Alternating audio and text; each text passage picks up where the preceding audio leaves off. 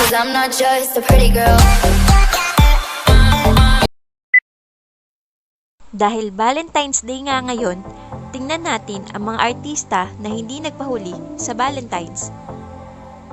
Unahin na natin si Kiray na sinurpresa ng kanyang bagong boyfriend.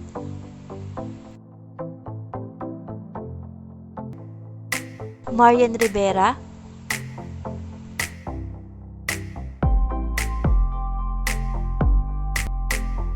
Maha Salvador,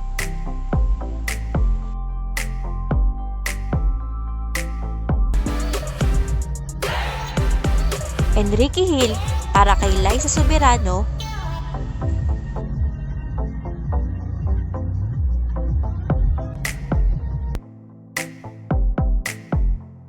syempre si Sian Lim na hindi nagpakabog sa kanyang napakalaking bouquet.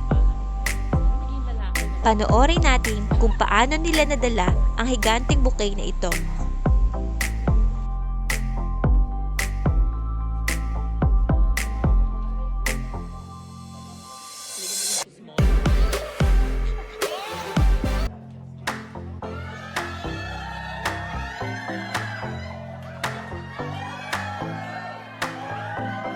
Talagang agaw eksena ang ginawa ni Sian na ito.